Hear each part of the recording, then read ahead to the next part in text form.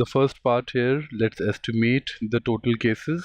This says that 5 to 10% of adults and 20 to 30% of children, now 7.125 billion, roughly 7 billion people in the world, out of which 5% adults may have been affected. So that is 0.35 billion roughly. And I'm sorry, 5% of adults and only 75% of these are adults. Multiply this further by 0.75.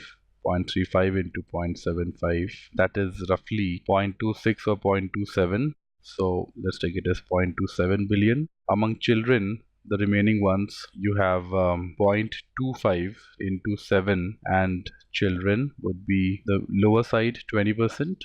So this is 7 into 20%, that's 1.4. 25% of 1.4 would be 0.35 exactly. So 0.35. Sum of these two values is 0.62 billion. That's the lower value. But remember, I took 5% the lower values. For the higher values, 10%, this would be double. So the lower value turned out to be this much. The higher value would turn out to be double of this, 0.54 plus for children 50% more. So if it's 0.35 here, this would be another 0.53 here roughly. I added 50% to this. So on the higher side, the cases can be 1.07 billion. So yeah, see the number they're adding up, 0.62, 0.62 something, and this is 1.07, this is 1.068. So yes, this information is true. The second one, 3 to 8% of total infections would become serious. We just calculated the range. The range is this, out of which serious cases are 3 to 5 million. 623 million is the cases, out of which 3 million are severe cases.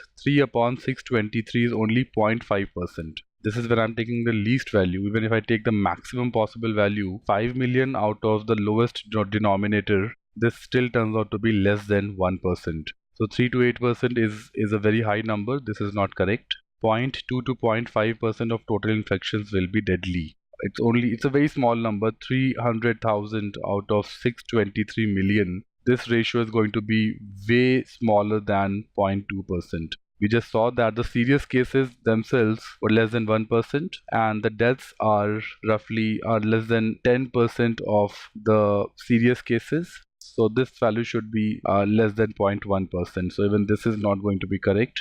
The right combination of answers: true, false, false.